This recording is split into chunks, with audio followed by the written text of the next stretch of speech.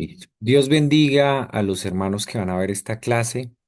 Les animo a seguir la lectura del libro de números, que yo ya la envié en PDF.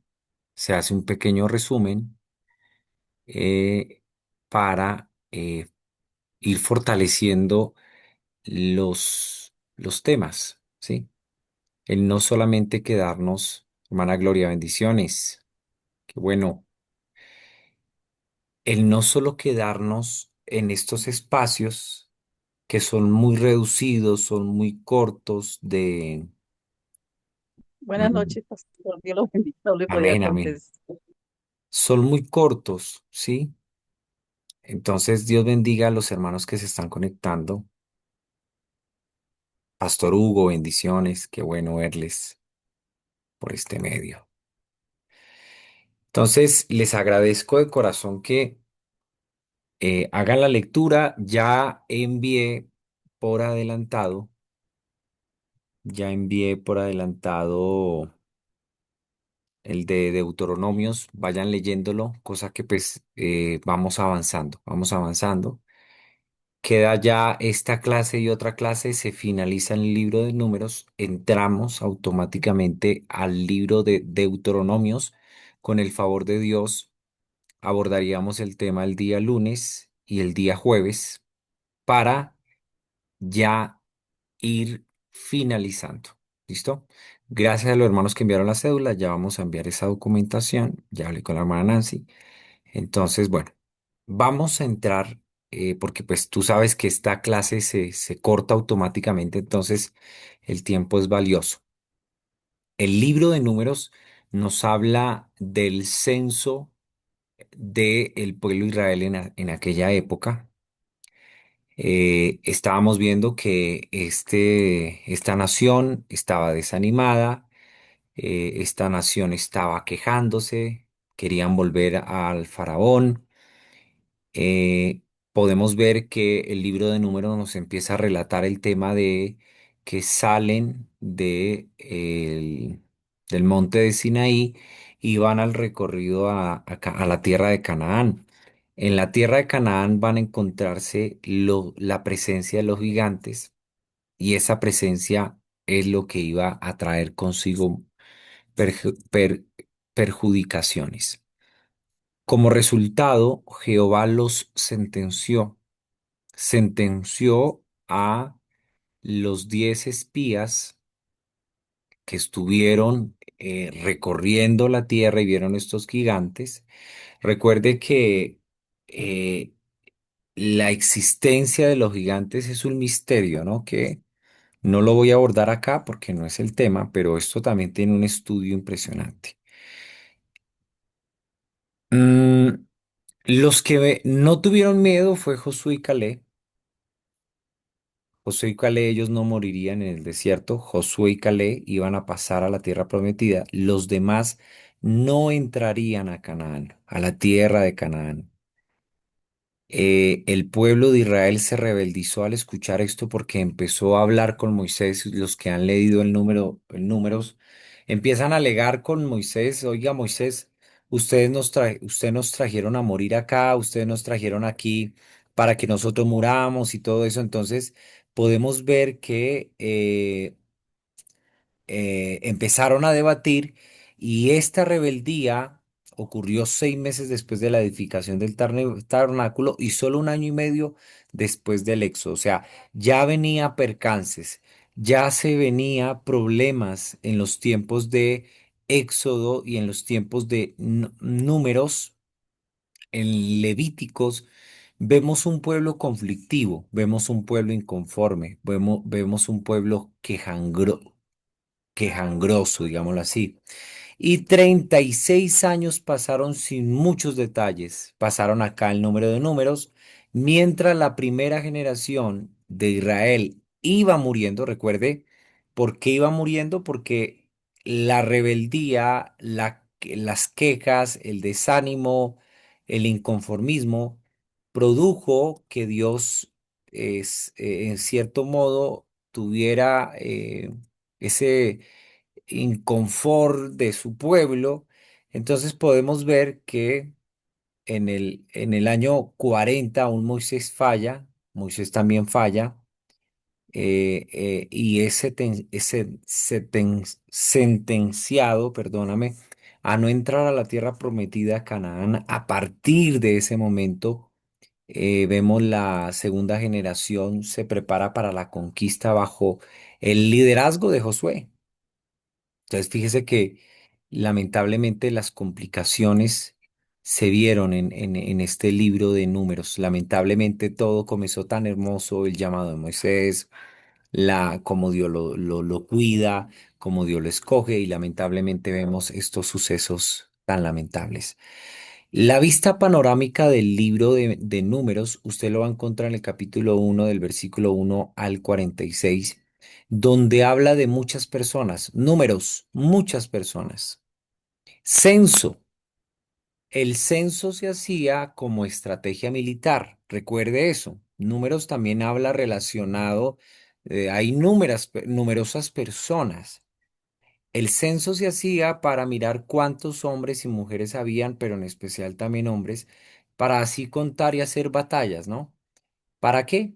Para conquistar, para que Israel llevara a cabo posteriormente, ellos tendrían que luchar por la tierra prometida. Entonces podemos ver que el pueblo de Israel sale de ser esclavos y empiezan a estructurarse. Vemos ahora un Israel no esclavo, sino un Israel luchador, para que ustedes me entiendan. Manasés, una de las... Manasés, recuerde que es una de las medias tribus, es la tribu más pequeña de los hijos de Jacob, mientras que la tribu de Judá era la más grande en la época de números. El número total de los hombres mayores de 20 años con capacidades de lucha en la lista era lo que podría ser, dependiente del tamaño, la lista que como tal encajaba, eh, era este promedio. eh, Dependía del tamaño de la familia, un total de entre 2 a 3 millones de personas. Entonces, era normal que se hiciera censos en esa época.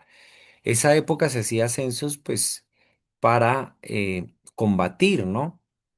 Lo más probable es que el autor pretenda llamar la atención sobre la diferencia entre este pasaje y las primeras líneas del Éxodo.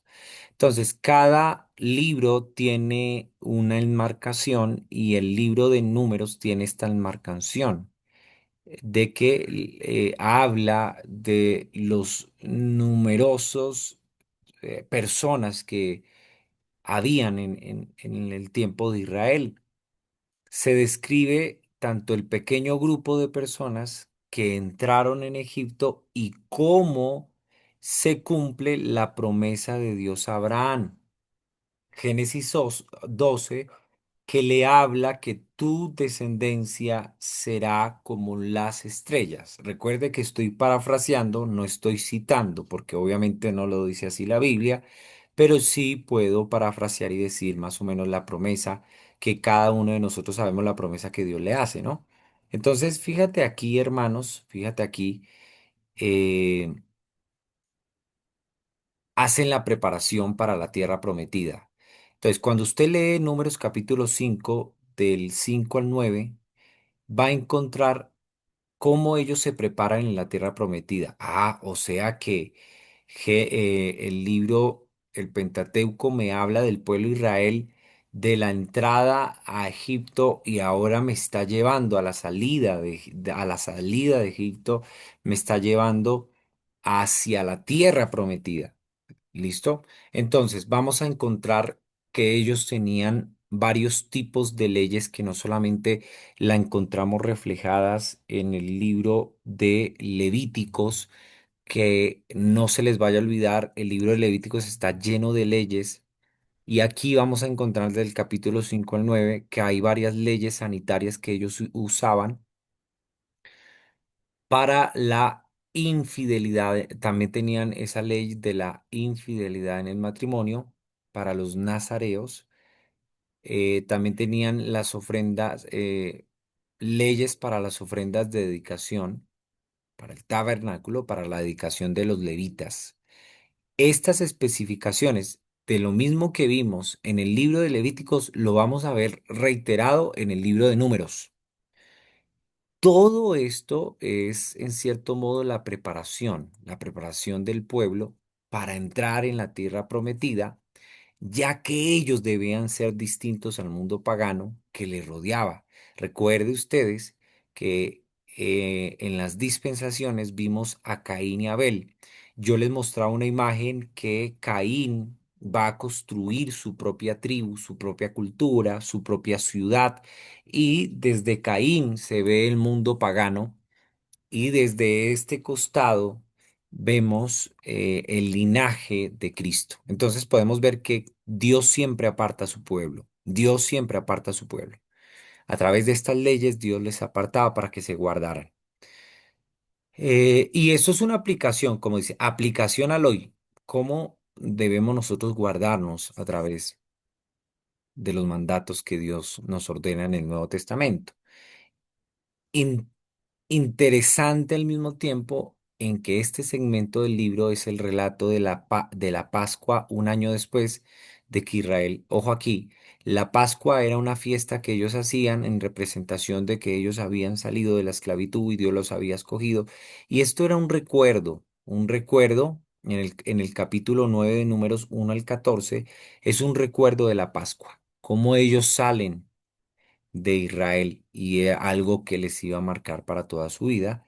Y esto se nos recuerda como ese instrumento del Señor a los que ofrecen el Cordero Pascual. Recuerde que esto ya lo hemos hablado, que habla la tipología de Cristo, y esta es la razón porque cuando Cristo, nuestro Cordero Pascual, muere, muere el día de la Pascua. Muchos especulan aquello, ¿no? La muerte de Jesús. Hay que entrar en detalle, hay que desmenuzar el tema, cómo lo aplica el autor, profundizar este tema, ¿no? Que él muere el día de la Pascua. Pero lo que sí podemos asegurar es que su cuerpo no es dejado hasta el día siguiente colgado y ninguno de sus huesos fueron quebrantados, a pesar de que la costumbre romana era ejecutarlos a favor de nuestra liberación del mundo y de su Dios. Bueno, San Juan 19, mira lo que dice San Juan 19:36, aquí yo lo tengo, que lo leí y es muy interesante. En el verso 36, pues estas cosas sucedieron para que se cumpliese la escritura, no será quebrado hueso suyo. ¿Listo? Entonces podemos ver que este cordero inmolado en la cruz, sus huesos no fueron quebrantados.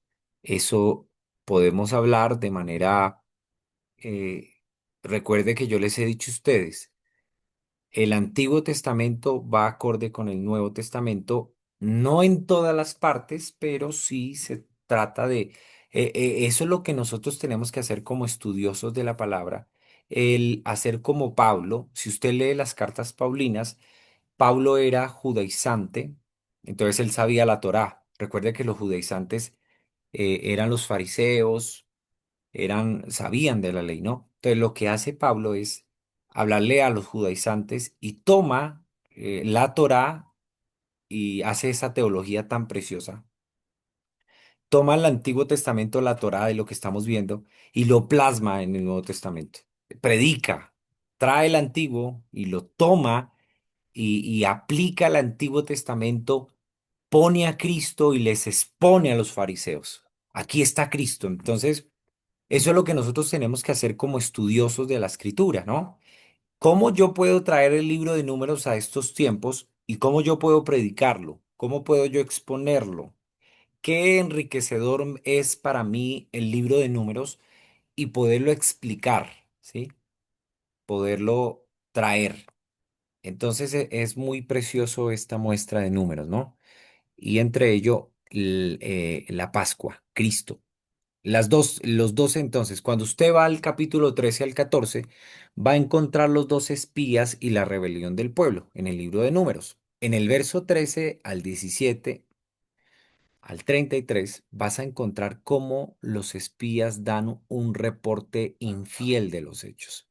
El pueblo, mira, ¿qué es lo que pasa con este hecho? El pueblo olvidó que Dios sería quien pelearía por ellos. Como Dios le había dicho anteriormente a Moisés, la tierra que yo les daré a los israelitas. Los 10, recuerda que fueron dos espías, entre ellos fue Caleb y Josué y otros.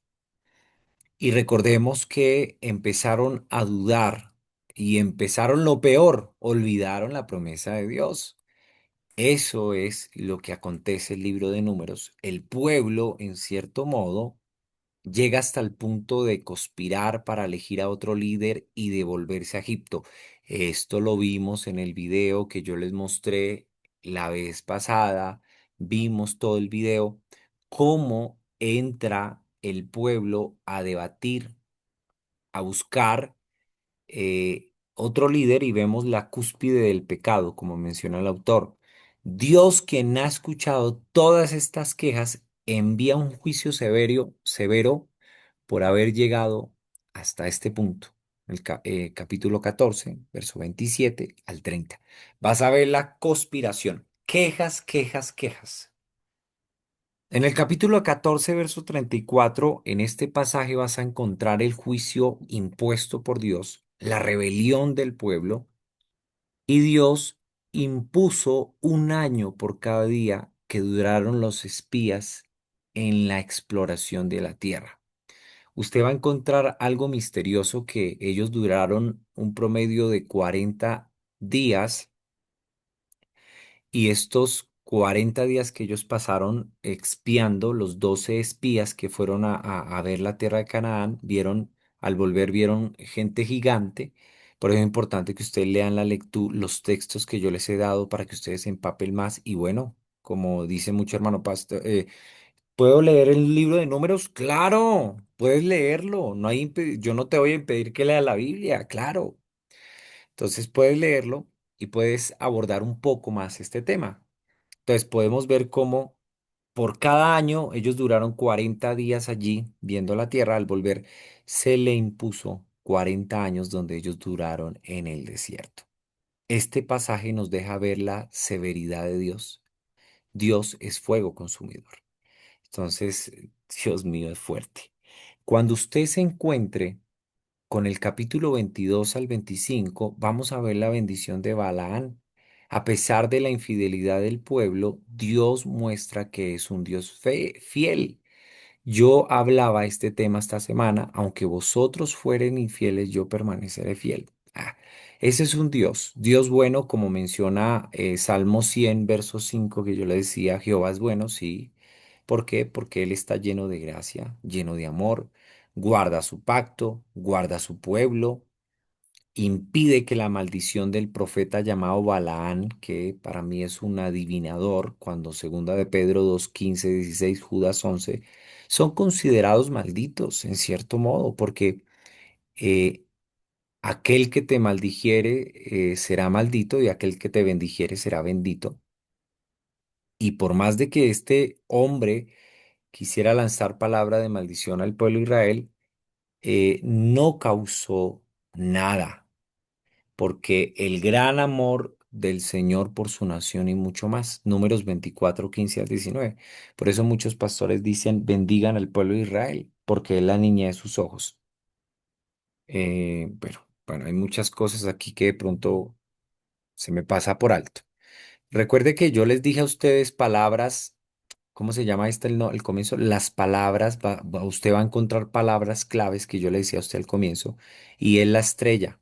En el Antiguo Testamento se usan para hablar de una monarquía, un reinado.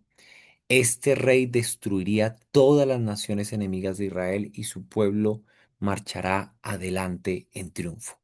Entonces, por más de que este hombre intentara impedir, Balaam no iba a poder. En el capítulo 25 va a encontrar un personaje llamado Balaal. aquí encontramos un detalle eh, y podemos ver cómo presagia lo que será el futuro de la nación también. Porque Dios es el Dios de la nación de Israel. No hay rival que detenga. Balaán no podía detener a Israel porque, hermano, no lo detuvo, no lo detuvo, perdóname, el faraón con su gobierno y con su ejército. Y ahora este hombre pensó, Baal, que iba a destruir al pueblo de Israel. Recuerde que este hombre Baal, hay una pelea fuerte desde los tiempos hasta de los tiempos de Samuel.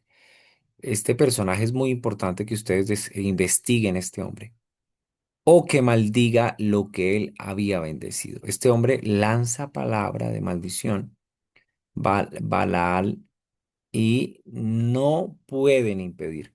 Recuerde que este personaje es muy importante, otra vez lo reitero, primera de Samuel. Sin embargo, la única forma que el pueblo entonces puede ser destruido es que el pueblo mismo sea quien viole la ley del pacto del Señor. Ojo aquí, ¿por qué Dios lleva al pueblo de Israel al desierto? Por sus mismas actitudes.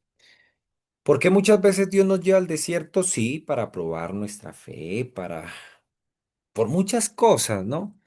Pero recuerde, a veces también son nuestras propias actitudes, nuestros propios comportamientos, nuestra propia manera de ser nos lleva al desierto.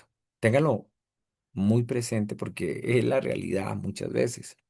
En el capítulo 26, verso 51, encontramos muchas personas. Ya el libro está a punto de terminarse y el pueblo ha pasado por las plagas de Dios. Muchas personas han muerto.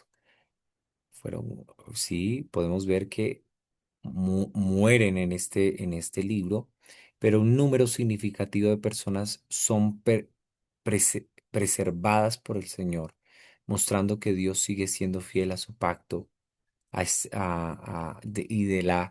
pesar de la infidelidad de la nación. Génesis 12.